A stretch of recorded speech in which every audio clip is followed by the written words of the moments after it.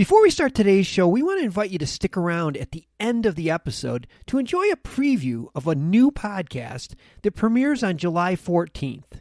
As the industry's exclusive Cannabis Podcast Network, MJBulls is proud to present Women Leading in Cannabis. Join host Kira Reed each week for inspirational discussions with women who are leading the cannabis industry.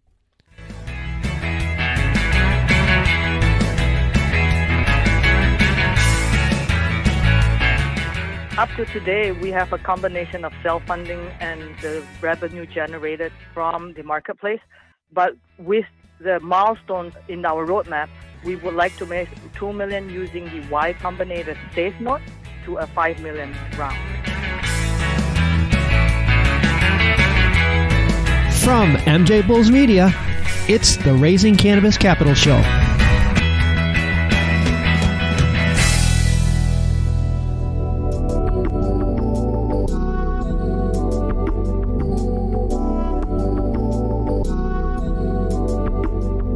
Today on Raising Cannabis Capital, we are joined by Zev Paiss and Joheem Loh from Hemp Marketplace. Guys, welcome to the show.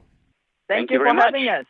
Well, this is exciting. I've been on your website, and there's so much to talk about, but I think what I'd like to do is the hemp industry is on fire, and like any new industry, there's not a lot of infrastructure for doing safe and confident business. I think Hemp Marketplace is helping to correct this. From reading what I've read on the website, is you bring in buyers and sellers from around the world and you're giving them a safe place to do business. It seems so logical.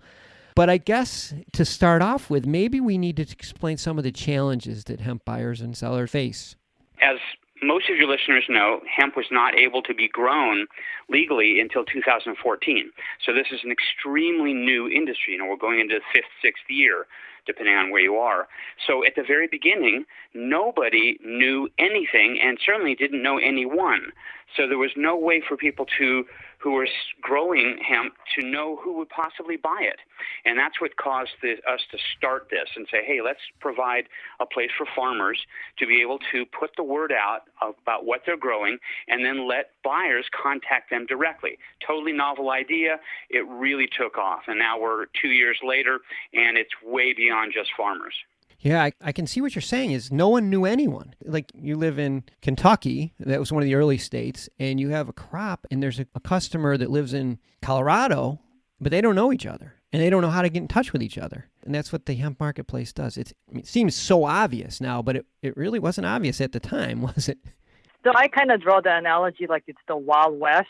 People were fragmented across not just the U.S., but the world.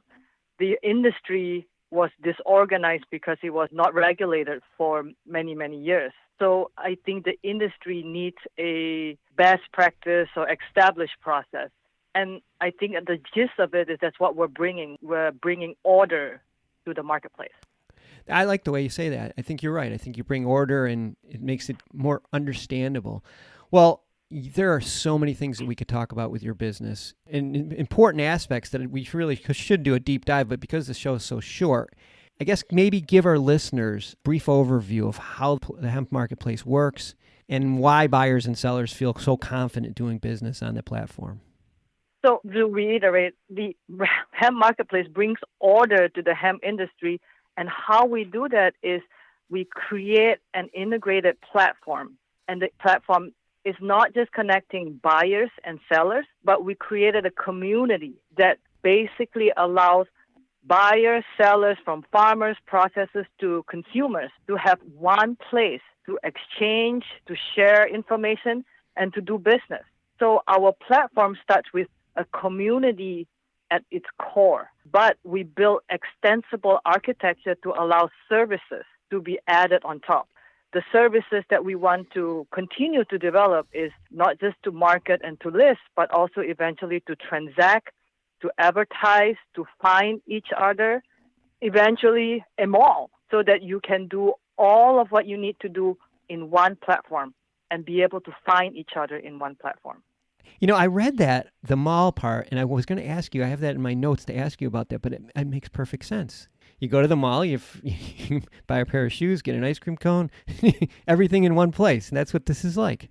And when you go to the mall, you need to not just find the products, but you also need to find information and knowledge about the products and the people. When you create your profile, you build your profile, that's when people start to know who you are, and it also keeps the processes safe. Like, okay, this is a trusted person. This is not a trusted person. So in a way, we have the community regulate each other. Yeah, it's like the community polices itself, which is...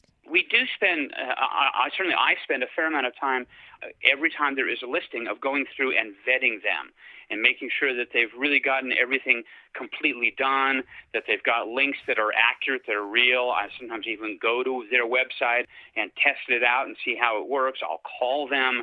We really try to do our best to see that everyone is totally transparent and that what they're offering does exist and is the way that they say it is. So that's why we have that reviewed mark. When someone puts a listing in, it goes into a pending category where they can still be seen. It's still active, but it does give everyone a chance to know that we're still checking them out. And then once we've reviewed them and we think it's good, then we mark it reviewed, and then it goes on to the main part of the site. So we really are building a level of safety that doesn't exist anywhere else. We are building the best practices. What is the vetting process? What needs to happen? And we have been learning with the market and putting those safety measures as well. And it will become the vetting process, hopefully for the industry, and creating a more regulated industry going forward.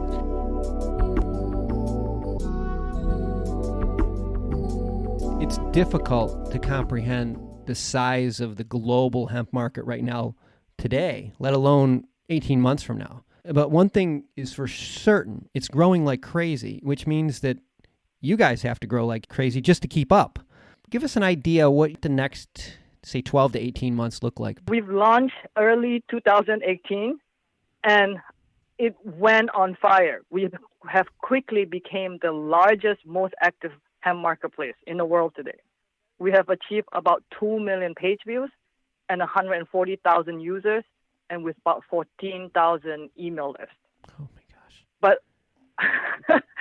But we have a very robust roadmap, and what we want to do is continue to build a strategic B2B business process and services, including better vetting and better regulation, but eventually also moving into serving the consumers.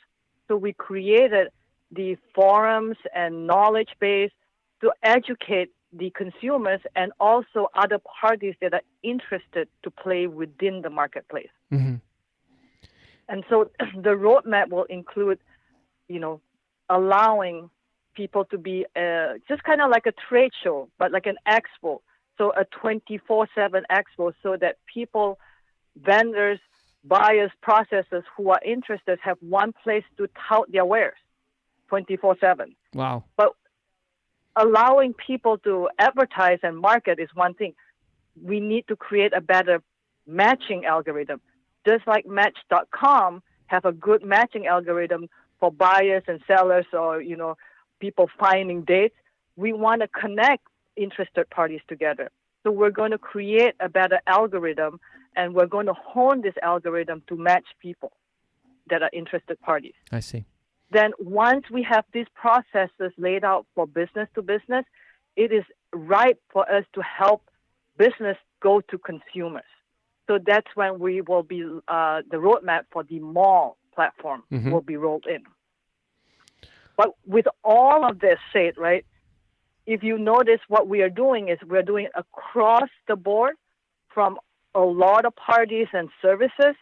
We are, and we will have the first hemp analytics platform that cuts across all aspects of the market, from users to products to services, prices, and communications. It seems like everything's in place right now, but it's going to be tricky to do all of that out of cash flow. So I know you're raising capital. I've seen your pitch deck. Can you give us an overview of investment opportunities that you're offering?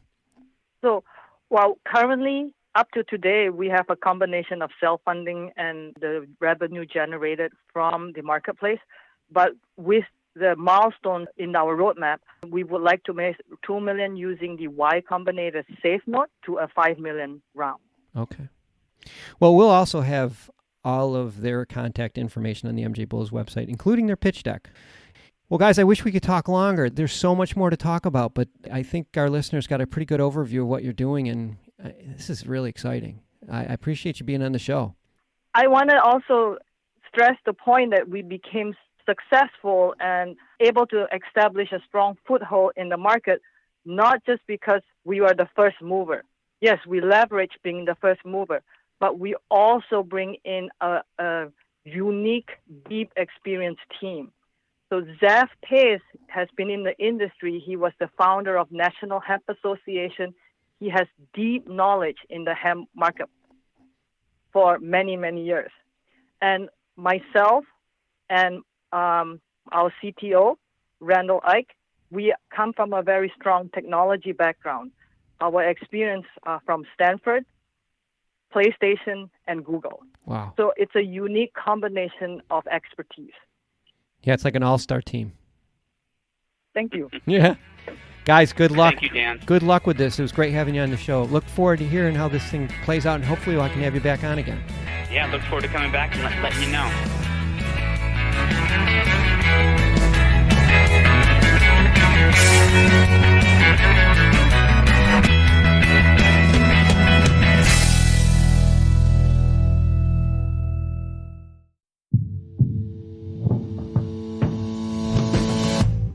Tell me, boy, you make me so bored. You need to walk the other way. I tell you once more. Please get out of my way. I don't want you no more. We're done here, boy.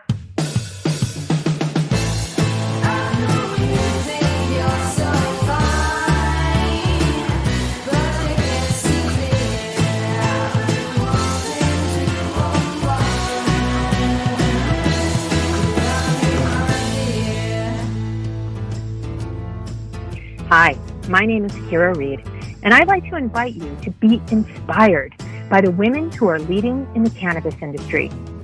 Each week, we will discuss empowerment, leadership, and what it means to be a woman in charge in marijuana, hemp, and CBD. As the founder of the Women Empowered in Cannabis community, I have had the great pleasure to get to know many brilliant and talented women who are CEOs, executives, politicians, advocates, and community leaders that are focused on creating a cannabis economy that is just, fair, and equal.